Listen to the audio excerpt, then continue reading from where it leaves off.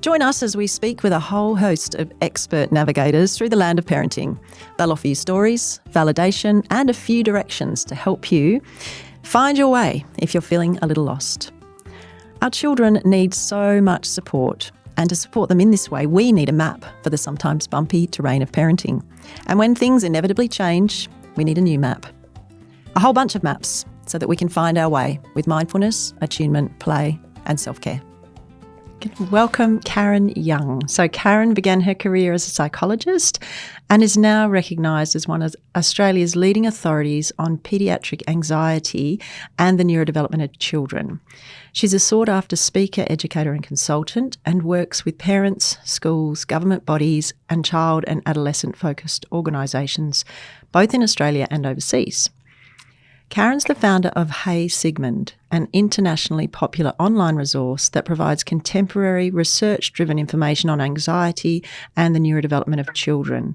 She's written 5 books, including the bestselling Hey Warrior and Hey Awesome, which my niece has really enjoyed, thank you, which creatively assist children to understand and manage anxiety. So thank you so much for joining us, Karen. It's great to have you here. Oh, my pleasure. Thank you for having me. So we would love to start by asking you to share a bit about yourself and how you got to this point and why you're passionate. So this podcast is Maps for Parents, why you're passionate about one of those aspects, mindfulness, attunement, play or self-care, or maybe all 4. Over to you. I think if we can, I started working with kids and adults, everybody, but I came to realise pretty quickly that the change happens when we give the adults around those children the support and the information to strengthen their young ones, because they're with them all the time, and they are the armour around their young ones, whether they're children or teenagers.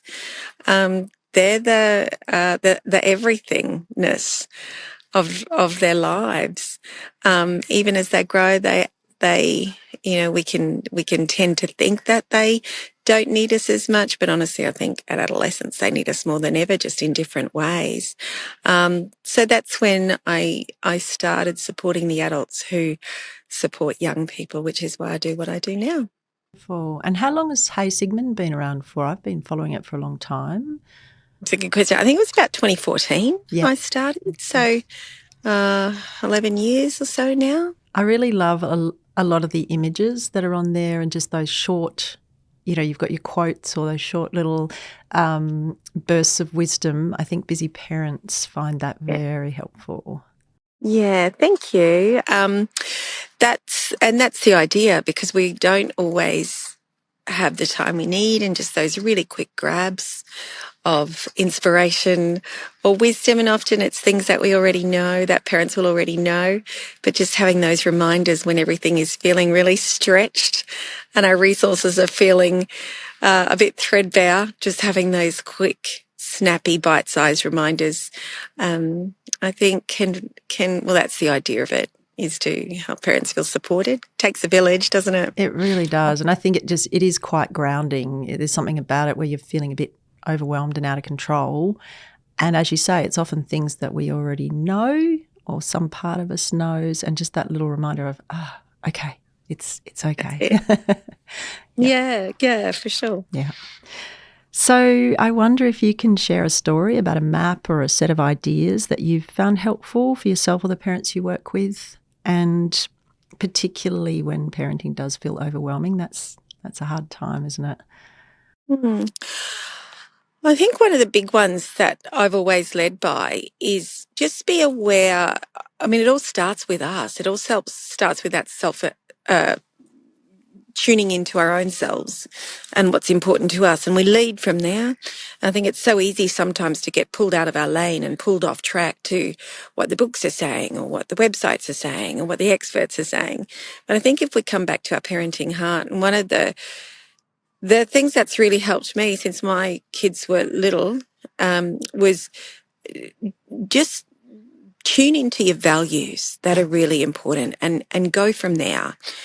So my big values were honesty, kindness, courage, respect. If we do that, and it starts with us first, so we we respect our own selves and our needs. We're honest with ourselves. We're brave with ourselves and strong, and then we lead from there. So if honesty is a value, for example, we really prioritize when our children are honest with us and and really build them up around that. Even if they're being honest about something messy, respect. Is what they're doing respectful to themselves? Is it respectful to us? It might not feel respectful sometimes, but that's if we lead with kindness there, which is one of the values, we go, help me understand. We don't just punish, we say, help me understand where this is coming from, because there'll always be something. So I just found it as the tune into your values and go from there. It's just a way that I've been able to stay centered throughout and come back to what's important for me. But we really do have to tune into those parts of ourselves that are important first. I love that. It's been a theme actually with some of the other people that we've spoken to, is just coming back to us and what we need and it's so interesting, isn't it? So much of the voices out there is about how we can fix and change and modify our kids. But if we start with us and remain true, yeah, that really sits well with me. I think that's something that I've used a lot as a parent as well, is just coming back to, in this moment we're clashing, it's really hard. What's important to me is not how late you go to bed or how much screen time you're doing. What's important to me is that you have a good life, that you know, well-rounded and, have respect and kindness and all the beautiful things that you mentioned. So I love that idea. How can I be with you and stay true to those values? So if one of my values is honesty and respect, and that includes respect for my own boundaries and what feels okay for me. And right now you're spending a lot of time on screen time, and I know that one of my values is to lead you with strength, kindness, honesty. How can I be with you right now in a way that feels okay? And how can I lead right now in a way that feels honest and kind and brave? So it's not. And this is why I say it has to start with us, because if something doesn't feel right in us, this is where we have to go, okay, is this my stuff? Or is this something which isn't aligning with the values that I'm trying to lead this family with? And how can I be with you right now in a way that is honest and kind and strong, respectful, and lead you through this? Because that's why kids have parents, right? Is to lead, but to lead with love and care. Beautiful. Yeah, I love everything you're saying. It's all so helpful. And I think, again, it's all in my brain, having just spoken to some different people, that also having a space where we can figure out our values and process all of what you're saying there is really valuable. So another guest was talking about mindfulness and meditation, and I'm thinking that's a good space to figure these things out, carve out a little bit of time. So if parents are feeling a bit lost, and this podcast is called Maps for Parents, so the idea is that we're hopefully giving them some pointers and a map through the bumpy terrain of parenting. What's a true north point? What's been a true north point for you? What's been a touchstone that you've come back to again and again? Honesty's a massive one. And if I'm going to lead you and lead this family, I need to be honest with myself first. So it's just taking a moment to go, what's my stuff? What's your stuff? What's the space between us? Because sometimes we confuse, I might be really struggling with my child's anger right now. Is that about their anger, or is that about the story that I've put to anger because of my experience around anger when I was little? And as little people, we make decisions about how we're going to sit with feelings from when we're old enough to even realize we're making a decision, and those and how we are with feelings. And is anger okay? Is sadness okay? Is vulnerability okay? And of course, all of them are okay, but sometimes we aren't okay with them in our children. And often and of course in the moment we all lose our mind sometimes, we get shouty, we all do that, that's really normal. But then of course we have to come in for a hard repair when that happens. But part of that is reflecting with ourselves and going, okay, what was it about that felt so difficult? Why did I have trouble tuning into that? Why did that feel so uncomfortable for me? Because your anger makes sense. If I step back from it, your anger makes sense. But why am I struggling with it so much? Is it because of those stories I had when I was little that good girls don't get angry, good girls don't argue? I don't know. Is it because I was shamed in anger? Is it because I felt alone in anger? Is it because anger in my house was really volatile and scary? So I made a decision that anger wasn't okay generally. So that starts with me reflecting on my own stuff, or us reflecting on I'm saying me, but I mean as parents generally, reflecting on our own stuff and saying, I'm really struggling with my child being so upset about this thing, or anxious or angry. What is going on there? Maybe they're struggling so much with trying something new, and I'm struggling with them struggling. I want to protect them. Is that about their anxiety, or is it about my distress over their distress? So it really comes back to just being so honest and taking a moment to find out where this is coming from. Because this is the part where I say we want to put the right story to it. So if we are struggling with their anger, it's really easy to put a story to it, which is why I just need to shut down this anger because it's not okay and they're being disrespectful and all of these things. But we're not going to be able to lead them the way we need to lead them unless we find the why behind the anger and the what behind the anger. And to do that, we first of all have to be, I suppose, still enough in ourselves, not take their anger personally, not feel like we need to shut it down. Same with their anxiety, all of it. We don't take their anxiety personally. Are they anxious because they're doing something new? Is my need to protect them from this anxiety because of my ideas about what a good parent should be? Or because I'm scared for them? Or is it because it's a really normal response to want to protect your child from distress, but this is one I don't need to because they're doing something growthful here? So it's tricky, right? Because when we're in those big feeling moments, they escalate really quickly. But there'll be a theme and things will just keep playing out. And it's the in between moments between those big moments where we can reflect with honesty. Honestly, what is going on here? And this story that I'm running, is this one that I swallowed whole when I was little and doesn't work for me anymore? Is it working for my child? Is it working for my family? Do I need to try things a bit different? And especially those stories that are old, because often, these stories have been running since before we even realized there was a different way to be. And we just keep going with them. They just feel like truth. So we keep having the same clashes and the same stuff and the same upsets.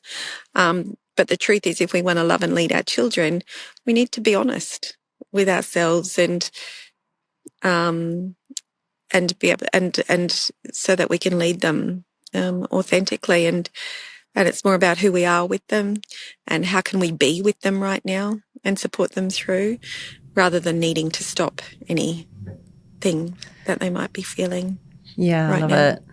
I think I've seen a lot of images of the iceberg with, the behaviour is the tip of the iceberg, and then underneath it is all those needs and feelings. And if we are able to step back and reflect, and in the same way for us, our behaviour is the tip of the iceberg. Yep, there's always a lot underneath, isn't there? So that reflection is so powerful. I've really enjoyed learning a lot from you around anxiety as well. And I'm curious about the connection point between anger and anxiety. Is that something that you've got strong thoughts on? What's your thinking around that? So my feeling is if we understand anxiety, we'll understand all the feelings, because all feelings come from a felt sense of threat in some way. And anxiety is at the top of the tree with all of this. It is the essence of felt threat. So anger is my brain doesn't feel safe for some reason. It might be I don't have enough power and influence right now. I'm not being heard. I'm not being validated. I'm not being seen. I'm about to miss out on something important. I'm being rushed. I'm feeling like I don't matter and my needs don't matter right now. And I'm not saying the anger is, well, the anger's okay. I'm not saying the behavior is okay, but feelings are always valid if we dig enough for the why. If a behavior or a feeling doesn't make sense, it's because there's part of the story we haven't seen yet. Anger is the fight part of the fight or flight response. So there is anxiety behind it. If we think of anxiety as the brain, a felt sense of threat. Now, it doesn't mean it doesn't mean we are threatened. It doesn't mean we are unsafe. But right now, the brain doesn't feel either. I don't feel physically safe in my body because, I don't know, I might be tired, I might be sick, I might be rushing, might be sensory, so many things. Or I don't feel relationally okay right now. I'm feeling judged. I'm feeling humiliated. I'm feeling like my adult's about to disconnect from me. I don't have enough power and influence right now. All really valid needs. Or maybe my resources are just so stretched right now.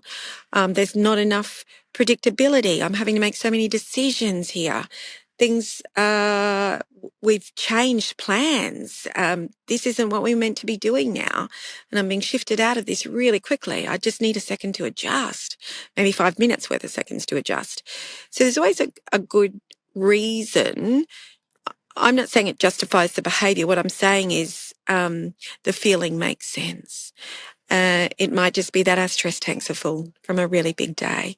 But with anger, there's always something else underneath anger. And anger is also the brain and body's way to stop more vulnerable feelings coming through. So anger is very empowering. Although we do lose a lot of power when we're angry, when we do anger, when we behave in a certain way, we lose power. But it's energizing. I feel more powerful when I'm angry. So sometimes it makes more sense to be the big of anger than the small or the vulnerability of those softer feelings, sadness, loneliness, helplessness, hopelessness. So sometimes the brain says, we've got two options here. I can big you up, or I can shut you down for a bit till things pass over, or to get the support you need, whatever it is. But always it comes from a felt sense of threat, which is anxiety. So when we don't feel anxious, we'll either go big, anger, or we'll go into, that's the fight part. We'll go into flight, avoid, clinginess, addiction, gaming, all sorts of things, perfectionism, or we'll shut down to everything and withdraw.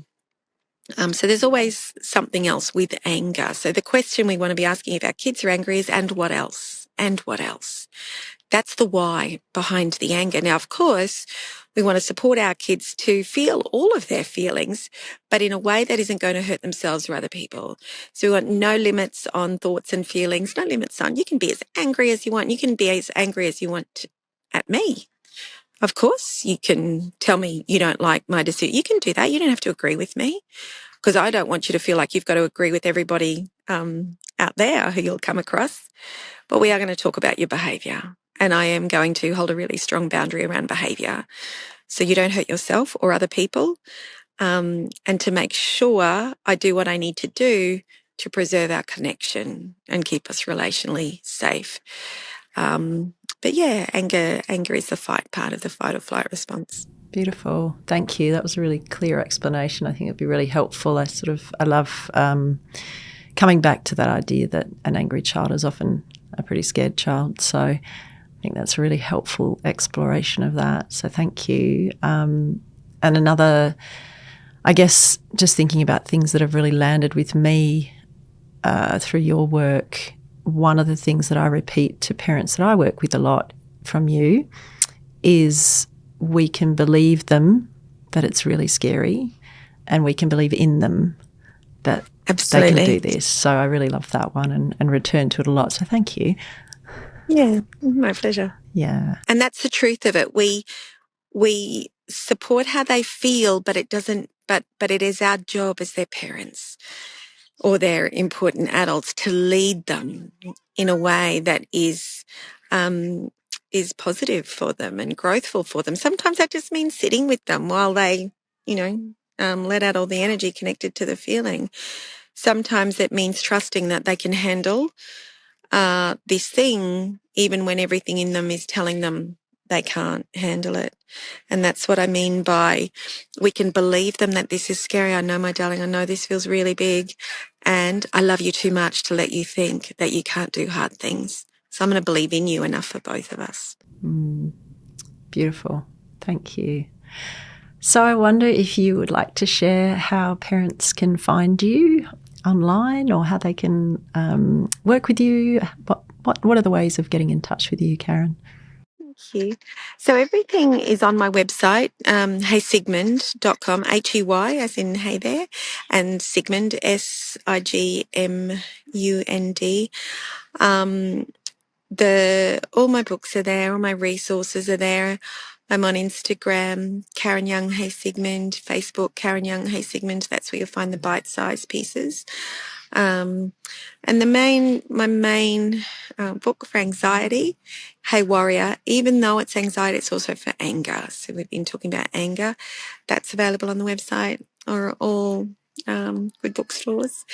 But there's 4 other books there too, lots of other resources. But the website is probably the place to go for any speaking I'm doing, any of the resources there, or Facebook, and there's lots of free resources there, lots of free articles, and Instagram and Facebook too. Amazing. Thank you so much, Karen. Thanks for all that you're doing for families. I think it's such a help to have all these voices supporting parents in such a respectful, caring way, and supporting kids in such a way as well. So thank you for everything that you're bringing. And thanks for being here with us today. My pleasure. Thank you for having me. This podcast is produced by Miralinga, thanks to funding from Healthway.